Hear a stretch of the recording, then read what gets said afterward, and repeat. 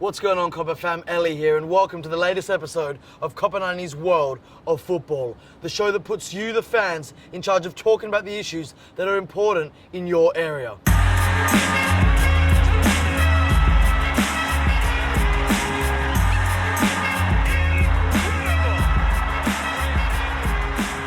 In this episode, we're talking about FIFA's new president, Gianni Infantino. We're heading to America where MLS kicks off another season. We're heading to London to see how Clapton FC celebrated anti-homophobia month. And we're finishing in Spain where another historic club faces massive economic troubles. But let's start off with FIFA, where last year's scandal has seen the FIFA Extraordinary Congress elect a brand new president, Gianni Infantino. When he was nominated, the reason was because Platini, his boss as president of UEFA, this was supposed to be his job, this was supposed to be his coronation. But when he was suspended initially for these corruption allegations, suddenly Infantino was Europe's only horse in the race. But he's now seen as a very steady pair of hands because the alternative would have been Sheikh Salman, whose human rights allegations, I think, if he would have won, would have dominated for years to come, and I think that would have pretty much been the end of FIFA. What kind of FIFA can we expect under Infantino? Nobody really knows, because nobody knows much about his platform other than this ridiculous plan to expand the World Cup to 40 teams. But what we can be sure of is that the big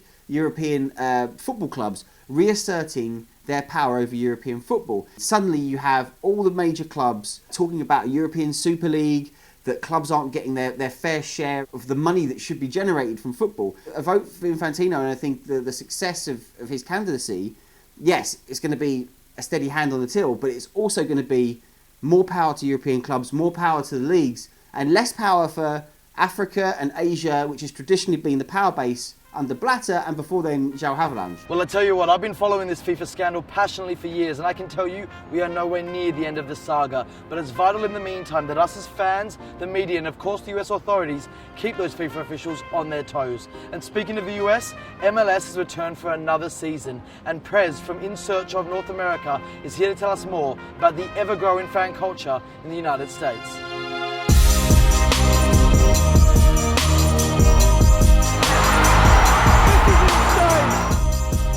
Now more than any time else, the world is perking up to the American fan. You know, you have your Seattle Sounders, you have your Portland Timbers, you have these amazing fan groups that whenever they go and clash, the world is taking notice. You have European ultras chilling with guys who've grown up in the Barra Brava culture, and they smash it together, and you don't see that anywhere. Down a few miles, you have the Timbers Army with the Portland Timbers, and their curva is now world-renowned. Their tifos are featured in blogs all over the world. You know, Polish ultras are taking notice of the tifo culture that's developing in Cascadia. In the middle, you have Sporting Kansas City with the Cauldron. Every game sold out. You know, they're singing for 90 minutes. They're passionate. Now, it's not only MLS fans that are doing this. Groups are popping up all over the country for any kind of team, you know, NPSL, NASL, USL. You have the Northern Guard who support a 4th division team, fill up their end every game. They fan-funded renovation of a historic stadium in the middle of Detroit. You have fans in Minnesota, the Dark Clouds. You have the 5 Points in New York for the Cosmos, you know, shooting pyro, smoke, everything you can imagine.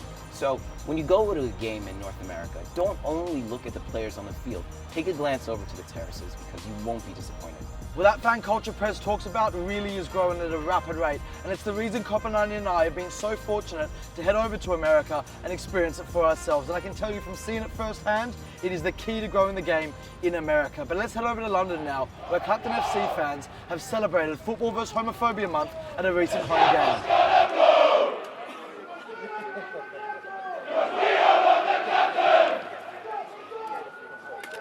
It started as a group of people who were disenfranchised with the football that they were going to see. They wanted to see something different. The people who started going to the first games, we had a common political kind of social outlook.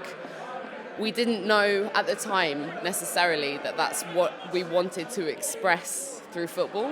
There were a lot of football fans that felt like they couldn't go to games, not just because of money, but also because of racism, because of homophobia, because of sexism, because of transphobia. And that was one of the things that kind of brought people together.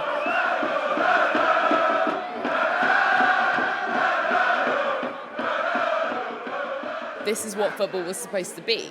It was supposed to be fun. We were supposed to be able to watch the game and not spend like too much money. And today, Football Against Homophobia Day is the best example of that.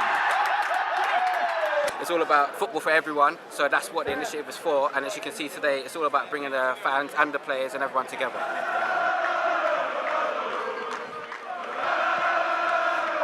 Fantastic to see there. At Copenhagen, we often go on about football's responsibility to help out with other causes, and it really is heartwarming to see Clapton FC fans once again demonstrating this. But let's head over to Spain now, where the country's oldest club, Recreativo de Huelva, are on the brink of extinction. Like some other football clubs in Spain in the recent years, Recreativo de Huelva is struggling to survive.